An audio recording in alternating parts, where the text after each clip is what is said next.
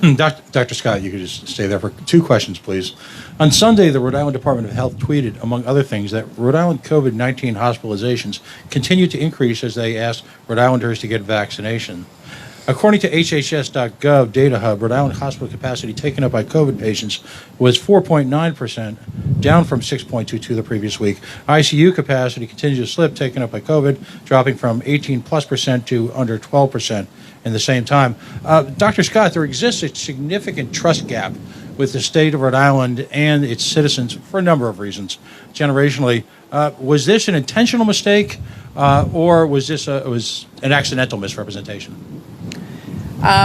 I don't see any mistakes. I feel like our Rhode Islanders understand the importance of vaccination, and there are high vaccination rates across the board.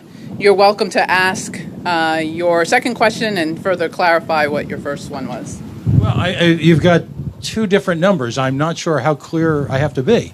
There's one number that one website is reporting from the federal government, the other number that Rhode Island's reporting. They're different, and there's a misrepresentation there, maybe unintentional. So I'll just leave that hang.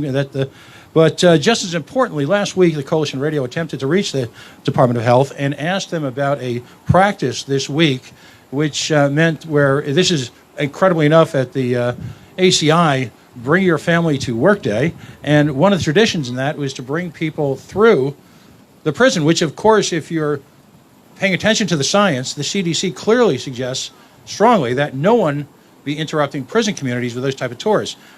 We weren't answered again, and we're wondering what the status on that was. So to respond to the first point, we have a Class Act A+ amazing data team here in Rhode Island that's been throughout the pandemic. We also know that our data, as well as what our federal partners produce, evolves, and we work closely to reconcile when there are any gaps that could be connected to them receiving the information on the update. We can continue to do that. We have throughout the response. Your second question is an important one. You know, we want to ensure that all practices throughout the state are responsive to what's needed to keep people safe and protected from coronavirus. We also, as a department and a state that honors equity and human rights, want to always ensure that everyone is treated like the human beings that they are, regardless of where they reside or why they are there. So that's something we'll continue to support and promote, and we'll look forward to helping to see all practices follow in that vein. Respectfully, Dr. Scott, you didn't answer the question.